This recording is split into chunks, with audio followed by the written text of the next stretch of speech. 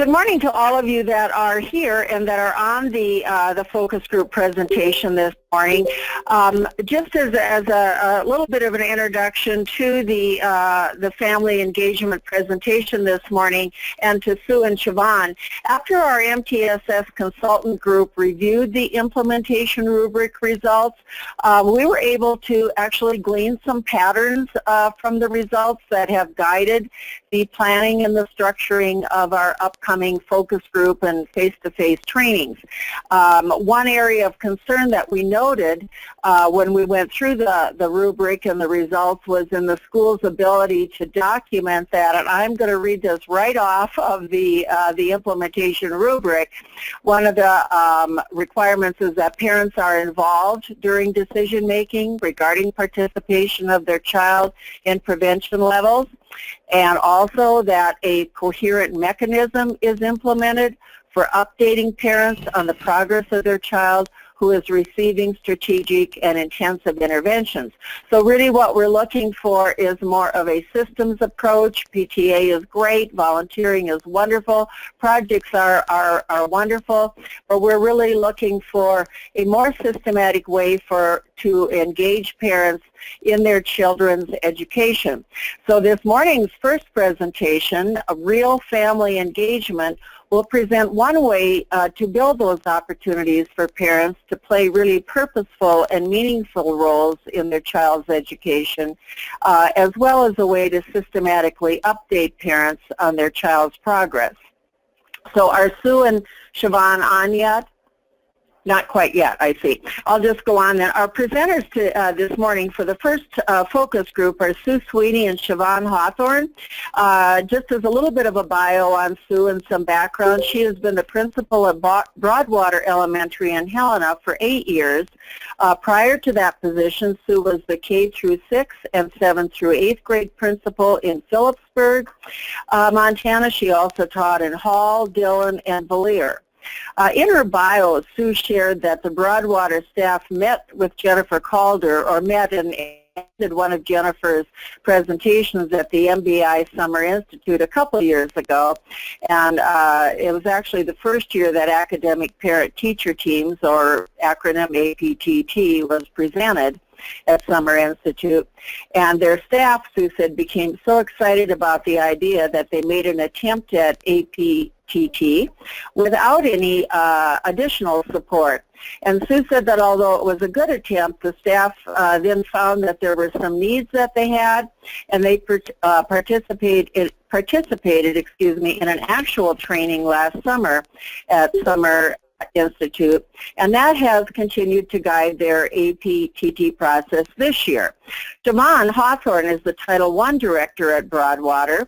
She has taught in the Helena School District for 15 years and currently serves as the site facilitator for MTSS at Broadwater, and also the APTT implementation team leader.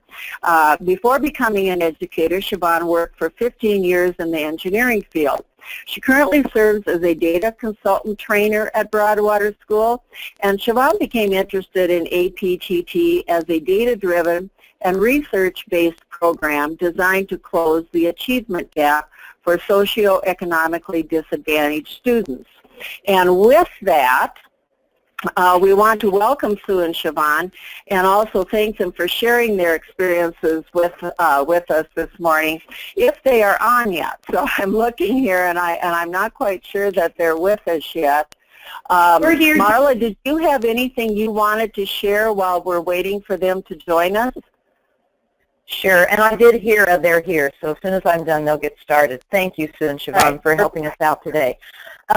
In the Moodle box with the file, I did upload last year's presentation that Jennifer Calder did for us on our focus groups.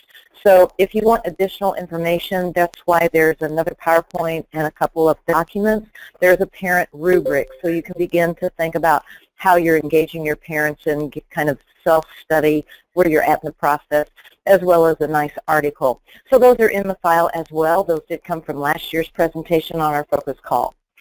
So with that, I will let the presenters get started.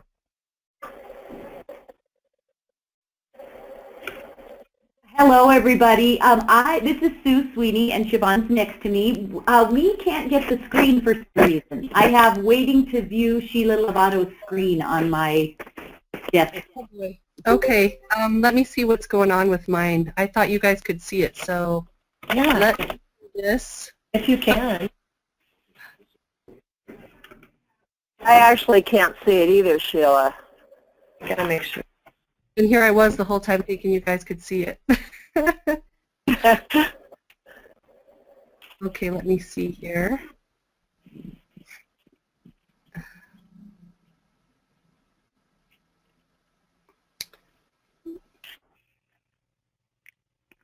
This is Susan. My meeting link won't work. Oh, maybe it will. Are we started? We have Susan. Oh, We're just waiting for Sheila to be able to pull the PowerPoint up on her screen. Can you see it now? Yep. All right. So can you and Siobhan see it? Yes, we are there. Okay. Perfect. Now, am I able to click through the screens, or does Sheila have to do that?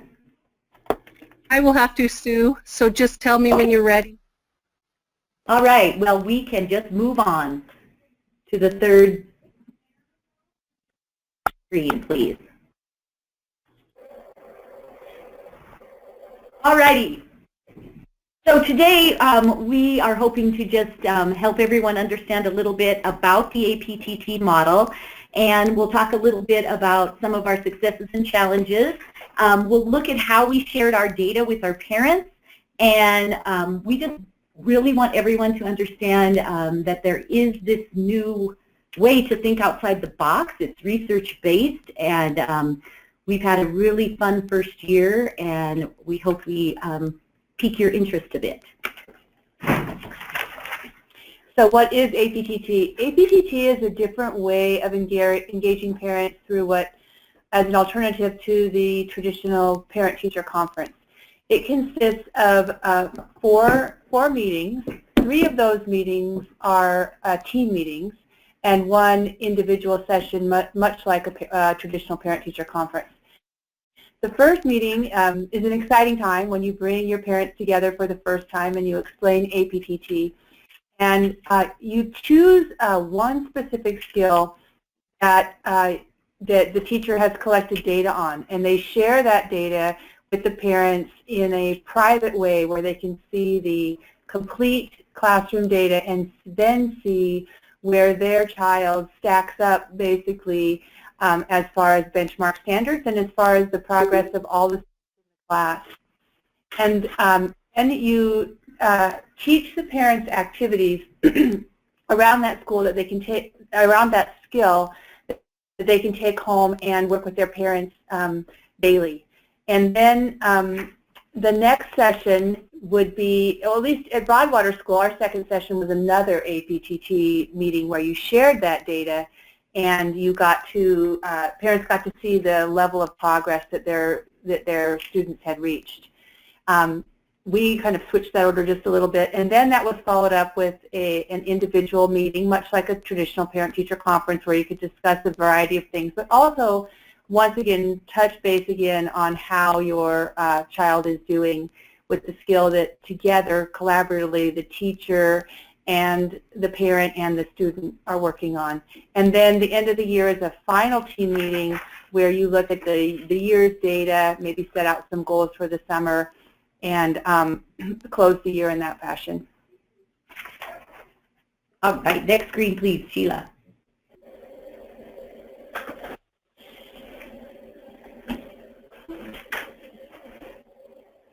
Are you there, Sheila? Can you move to the next screen, please? Hello? Did we lose you? Hi, we can hear you, Sue. I don't know where Sheila went. Okay.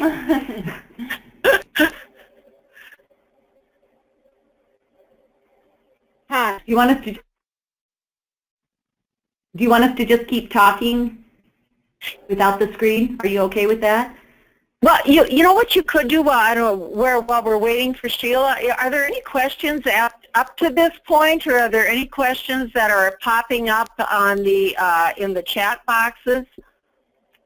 Guys, does anyone have any questions up to this point, or is it's clear to me, but then I have had conversations with Sue and Siobhan about this over time.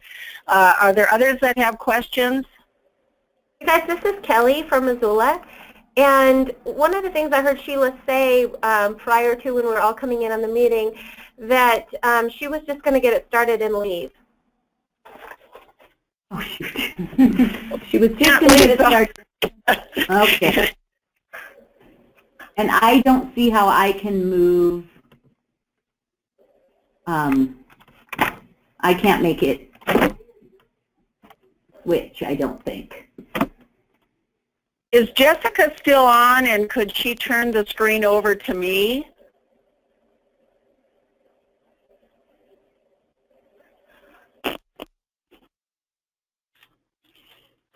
I can run upstairs and see if I can find Yeah, I was her. going to say I could run up too.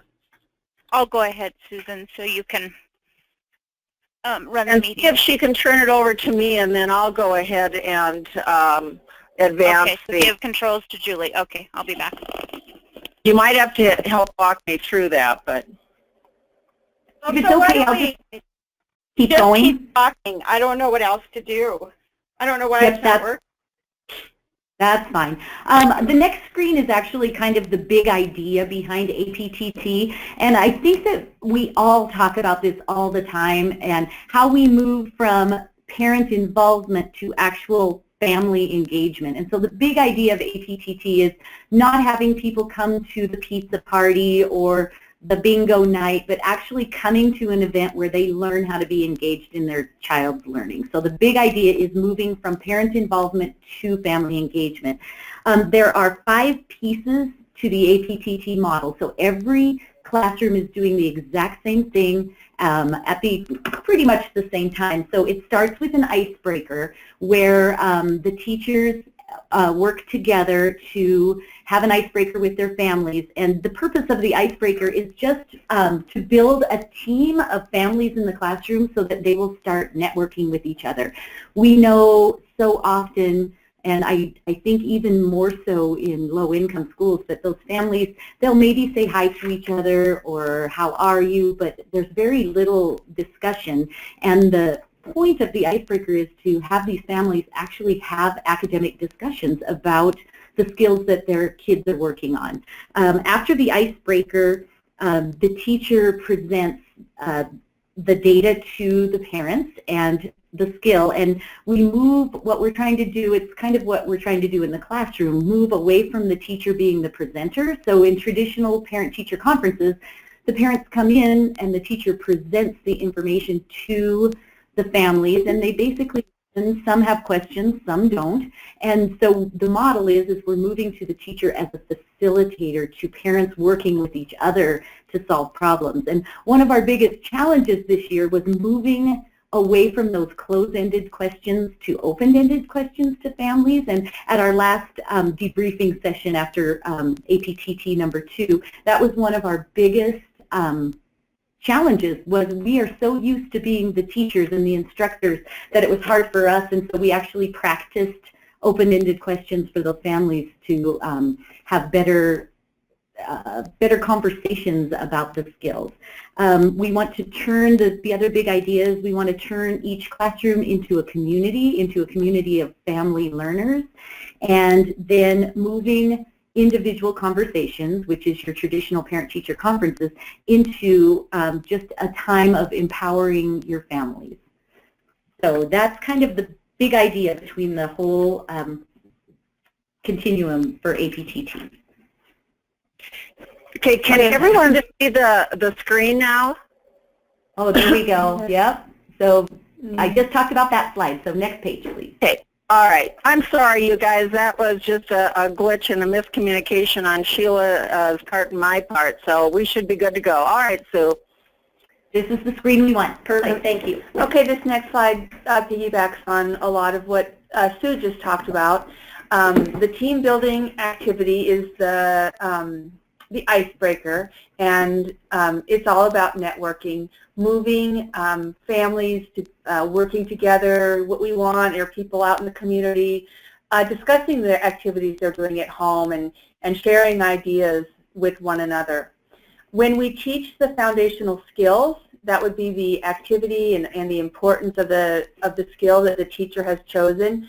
What we really want parents to know is understanding the skill and understanding why it's important. I think it's been interesting this year. Once we've moved into that networking piece, we've had requests, maybe math instructional night parents. They want to be better teachers at home. So once you move into that understanding and that networking piece, then you can really start making some progress. Sharing the data is really interesting, and I really like the way APTT does it. You get to see the whole classroom's data, but it's done very privately. Every student has a number that's hidden in a folder that only the parent of that child can see, but yet you can see how they relate to the benchmark and how the other kids. And it can be a real wake-up call for parents on both ends of the spectrum thinking, wow, I need to really get going and help my kid catch up, or maybe they can see that their student is way above and we're looking at some sort of acceleration or extra work. So it can go both ways. Part of the meeting is modeling the practice of the activity, and sometimes it can feel kind of juvenile, but it's really important that they actually do the activity in the classroom and share that knowledge with other people so that they feel completely comfortable to take it home and work on the skill as a family. And then the final piece of the meeting is setting a SMART goal. And the SMART goal is, it can be a challenge for the teachers. It's really handing over the goal setting to the parents. The teachers will provide support and help when the parents request, but it's really having the parents taking responsibility as well as the teacher and the activities that you do in school for them to meet a goal in a 60-day period. Siobhan, can I ask a question right there? Certainly. So is the SMART goal a goal that is very specific to the interaction between the parent and the child, as opposed to being a SMART goal for that's consistent or aligned with Common Core, for example? Absolutely. It's a piece of handing that responsibility, and it's not that teachers, of course, are not taking the responsibility as they always do in their own classroom, but pulling them into the loop and letting them make the call. And a lot of parents will say, you know, is this reasonable, or, you know, you think it's okay, and teachers can put in their input, but really it's allowing parents to have that say, and it's based specifically on the skill that's being taught. Okay, thank you. I'm going to move to the next slide, please. Alrighty, so when we start that foundational skill, the teachers do an overview of the grade level skill, and it's based on their own classroom data. So there isn't a set of skills that first grade teachers are supposed to teach, or second grade or third. It's based on what the teachers believe their data is showing them. What do we really want our parents to work on? And as we are meeting with the Great Falls group and the Cascade group that's also doing APTT, we're finding that these are very similar. So for example, first grade is doing sight word fluency, and fourth grade is doing multiplication and division fact fluency. So things that are across the board a super important foundational skill for that grade level. The important things that ideas that we have to get across to the parents is they do have to understand the why. You know, why are they coming to this room for 75 minutes? Why is this skill important? What does it lead to? So the teachers spend a lot of time explaining to the parents why this skill is so important to this grade level. How is it the foundational skill that builds on to everything else? And so I think that we really worked hard on that message because I think that that's hard for parents to understand. Oh, you're telling me my kids should know 100 sight words, but why? You know, they'll get them eventually. And so talking about how that leads to fluency, and also with multiplication, how automaticity is so important to everything else in math in their future. So we spend a lot of time on why the skill is important. And then we talk a lot when we share the data about what is the benchmark for that grade level? Where do we need to be, and where is your child at this time? And then we also look at the benchmark for our next meeting so the parents know where they need to go. And we have, later in the PowerPoint, we have samples of setting those SMART goals, and we also have samples of the data. So if you'll go to the next slide, Siobhan will talk about this 4th grade data set that we shared with parents. So this would be a slide that we would show during the data share piece of the meeting. This is from meeting number 2. So the bars, the blue bars, vertical bars, are their multiplication fact knowledge at the beginning of the year. And at the beginning of the year, just the blue bars were shown and that first benchmark line as to where they should be. And then the upper benchmark line, the benchmark line, shows where they should be at the end of the year. So, or the, I'm going to think. Yeah, at the end of the year. So you can see that at the beginning, if you look at the blue bars, some of the students were at benchmark or slightly beyond, but most of the students had quite a bit of work to do.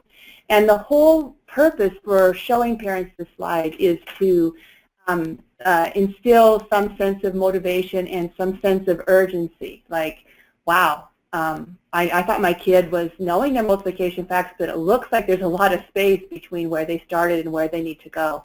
And it's all private. It's not meant to have any level of shame associated with it, but it's also designed to just say, hey, let's get with it at home. And then hopefully by the end of the year, they can see with that pink line where they should be. And one exciting piece, I think as you look at this data, you can see how empowered our families felt at meeting number 2, compared to where they were in the fall and where they were at our last meeting on February 4th. And we really spent a lot of time praising our families. You know, look what you've done. Look at how much work on this foundational skill your child has really, really improved. And you can even see some of our lowest of low kids really increased and made great gains. And so we don't talk, with some of those families, as you can see, we don't talk a lot about being below benchmark or above, but we talk a lot about the progress they've made, and very empowering to all. And let's take a look at one more, if you'll go to the next slide. Sure. This slide, 1st grade, sight word, and this is kind of an interesting slide. Just like any program, it's always a work in progress, and the benchmark line on the bottom was what they were hoping at the beginning of the school year. And if you look at the pink vertical bars, you can see that there were a lot of students that still needed quite a bit of work. But by the time we hit the winter time, they had already exceeded what we had hoped to be for the end of the school year. So 2 things there. One, the families completely embraced the APTT process. 1st grade had our best attendance. The families are just all fired up, and you can see that it's pretty exciting that they got the results that they wanted. Secondly, as teachers, we realized, hey, looks like we need to raise up our standards just a hair and set those goals just a little bit higher for next year. But it's a great example of what a collaborative approach can do when you take on a skill together. Next slide, please. So part of the process is an I do, we do, you do. So the teacher shows a game to play to, or 2 or 3, to enhance the skill. So the teachers are in this picture are standing up and talking about the actual game they're going to play. Then they have the parents play the game with them, and then they cut the parents loose and have them play with each other. And it was really interesting, the difference between APTT1 and number 2 with the I do, we do, you do. At our first meeting, people were still pretty shy. It was kind of a forced mingling a little bit. And APTT2, the parents just jumped in. They were talking to each other. They were saying, you know, what do you do if your kid won't do it? And people were sharing ideas on how they changed the game a little bit and made it more interesting, or how they had to make it a little easier. And they really became very engaged parents through this whole process. So the I do, we do, you do is a really important piece. I think, can't remember, 20 minutes I think we spend on the I do, we do of the 75 minutes. So the next slide, please. The next slide is for parents setting their SMART goals, which are specific, measurable, attainable, relevant, and time-bound. And you all know this. You all know that. But the parents don't. So we show that slide, and what we have is a carbon copied form where they fill out where their child is and where they hope for them to be.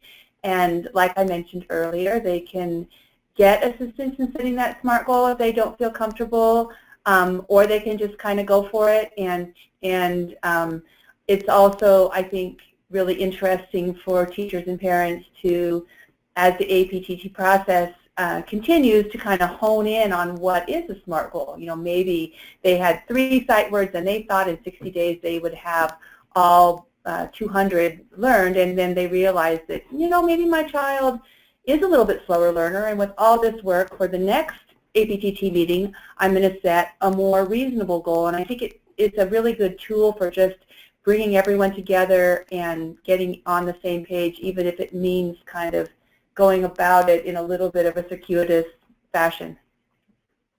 So the next slide just kind of talks about setting that SMART goal. So we talk to the families. That's when we have these folders pre-made. So the parents open up their folder, they find their child's number, they look at the current progress. The teachers had already talked a lot about how to set a SMART goal, what that means. They write a goal, and then they tear off the carbon copy, and the next slide is actually what they look like. If you'll flip to that next one. Got ahead of myself just a hair. That's okay. Okay, go ahead. Yeah, this is the one. This is the goal that I, or the carbon copied sheet that I described earlier. So they just fill out their name and they make a commitment for how often they're going to be working at home, and they set their date and their goal. And it works really well. We pulled these back out at the second meeting and see how close they came to reaching their goal.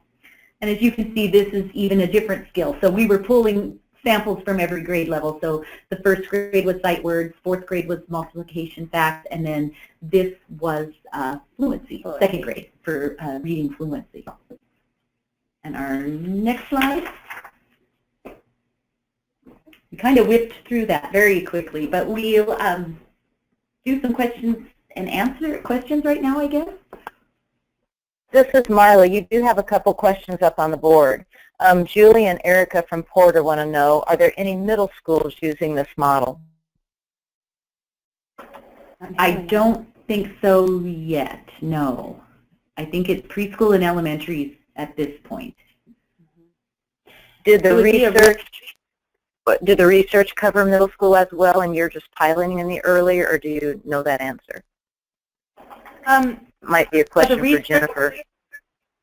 Yeah, it's my understanding that it is for all levels, but it also makes sense to start it in the elementary level.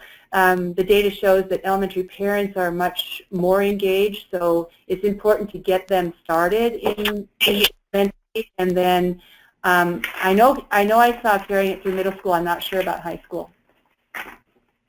This is Julie. I can see it being really valuable here, actually, but the one thing that I'm wondering about is that, like the benchmark data, obviously students show a lot more growth more quickly at the elementary level, And so I was just kind of wondering what that would look like at the high school level with the presentation of data and the setting a goal.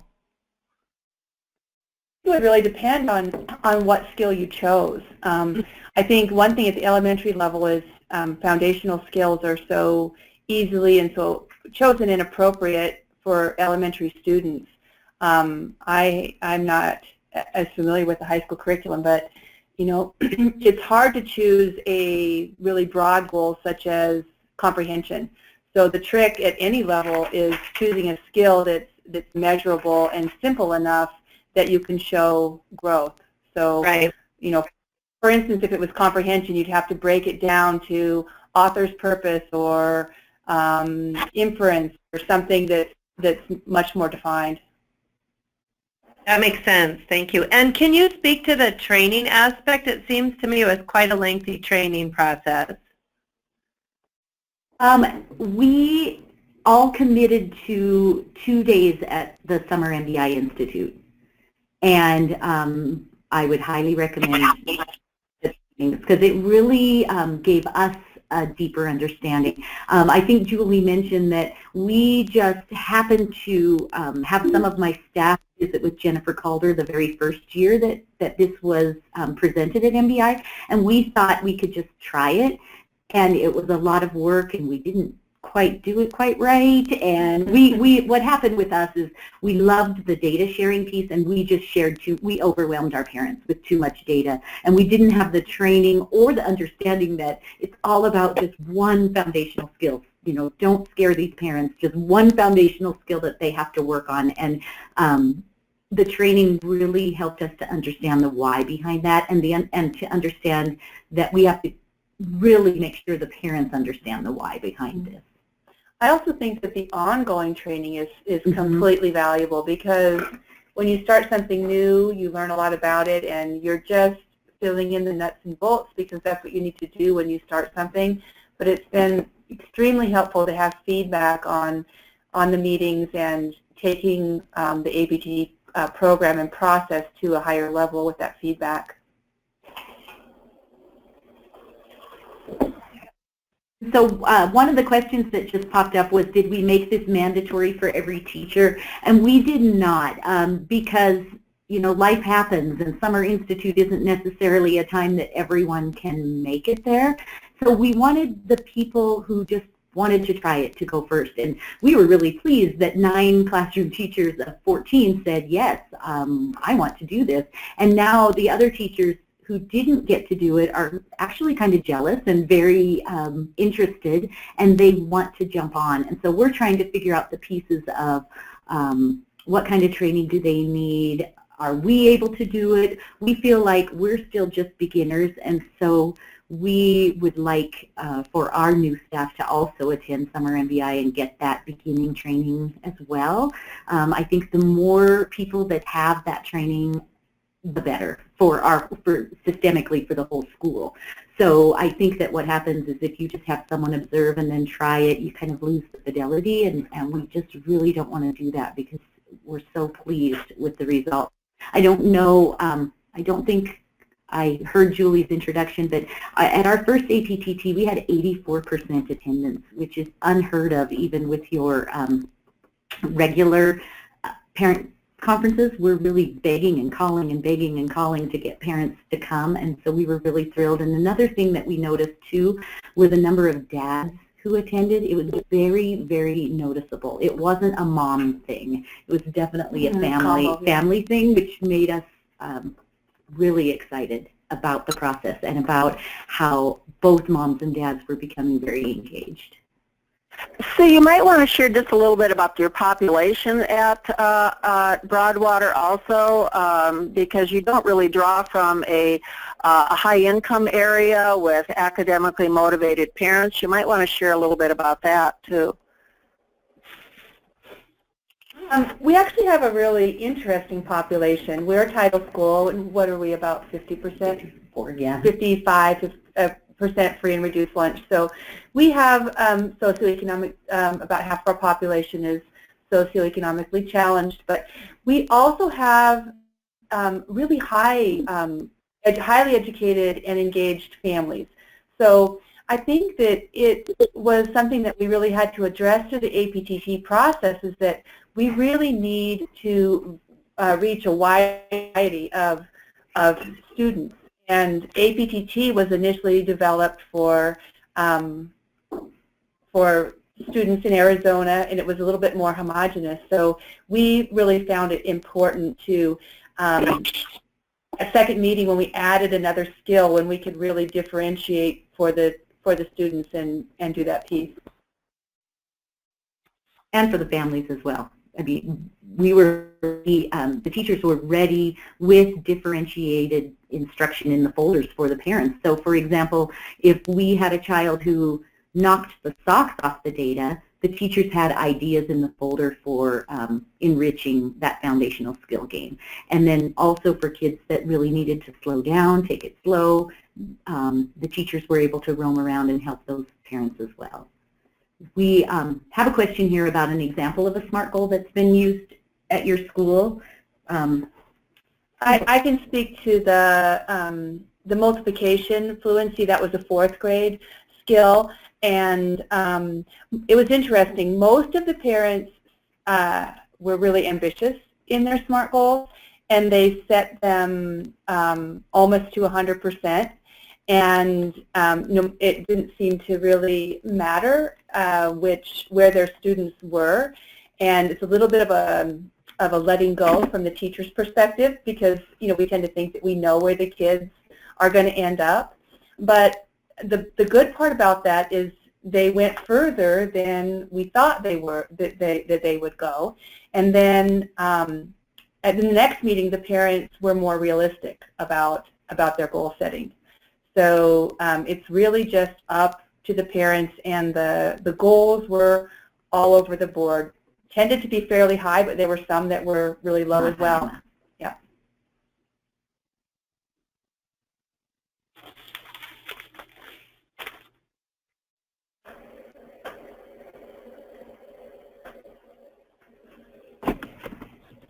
Any other questions? Marla, should I stop sharing my screen, because all I have on my screen is the PowerPoint, so I can't see any questions or any chat boxes or anything. Should I just stop sharing it? So, Actually, would you go to our last slide? Sure. That one? Nope, the one after question and answer. You're going forward instead of to the end. Oh, sorry. There you go. Got that last one was there, Sue.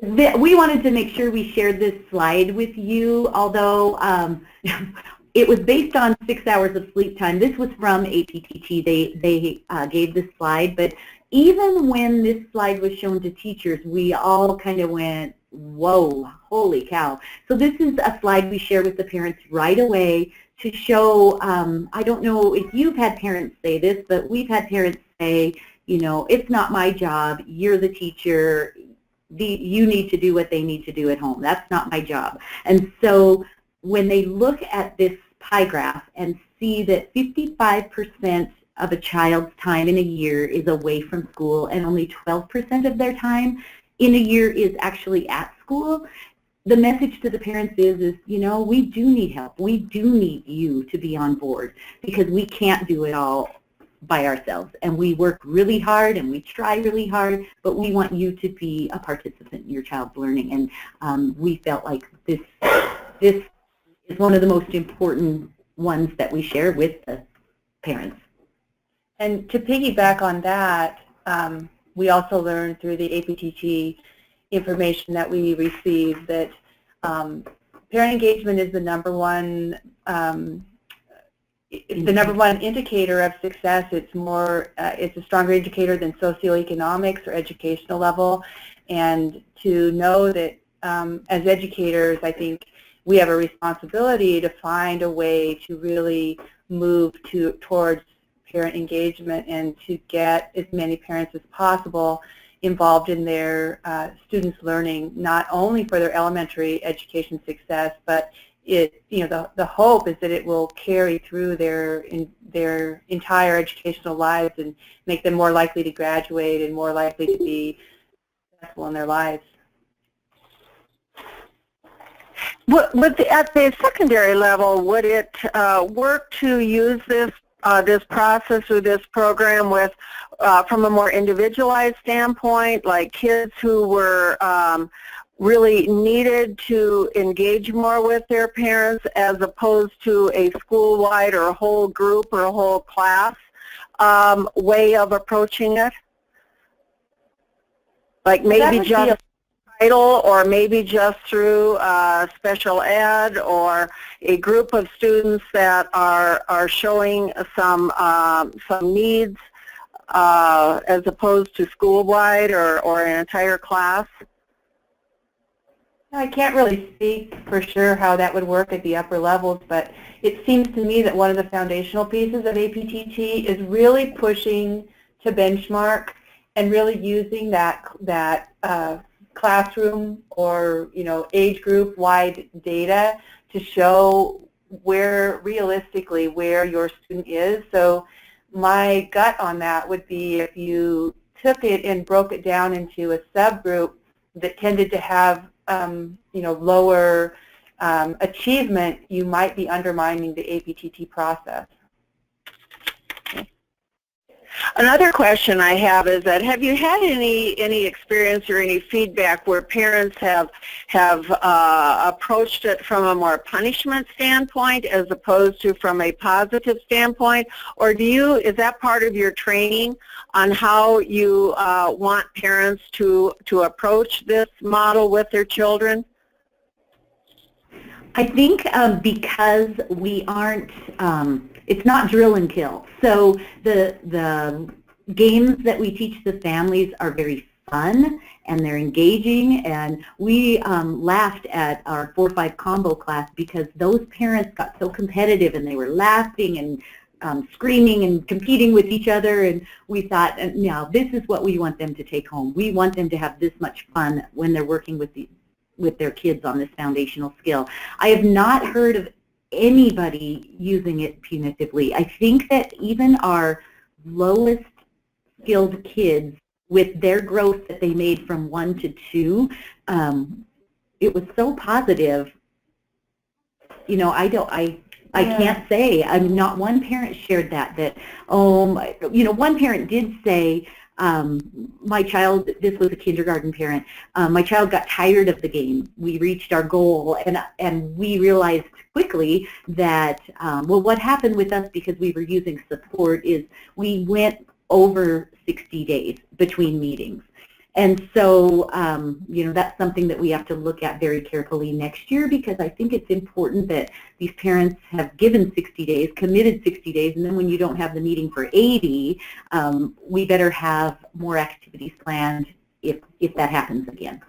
So the only kind of negative thing that we did here was that my child got bored with this game, and but the exciting thing is that the parent came in and said that, and that the teacher able to work with them. And I think the only disappointment that I saw, which was at the beginning, some of the parents, it was somewhat startling to see that they had a lot of work to do, and that was somewhat upsetting to some parents. But I think that they tended to take the bull by the horns and go to work and to try to change that. So it wasn't all negative either. And honestly, that was one of my fears going into the training in June of last year. I was feeling bad for the families who had to look at the data and their child was low compared to everyone else. And the way that the trainers basically explained it to us is they said, we've got to stop. It's a competitive world we live in. These parents have to know, yes, my child's not where everyone else is, but here's what I can do to help them. And we just have to move forward. And I think that's a really, really important thing, especially even going back to when I was teaching and having parents come into 3rd grade saying, no one ever told me my child was low. But darn well, the kindergarten teacher told them, the 1st grade teacher told them, the 2nd grade teacher told them, but they kind of weren't really listening or maybe understanding. But looking at this data makes them really see, wow, okay, I've got some work to do. My child really does need needs some help here. And it can also be really positive. We have a little special ed student whose parents are completely supportive and always wanted to somewhat believe that this student was on grade level. And after the last meeting, that parent came up to the teacher and just said, "This is the most informative piece of information I've ever had. I know my child works hard, it just gives me a more realistic picture of where they in the educational community." So I think, you know, if it's presented properly, it can be just really beneficial to speak about reality, actually.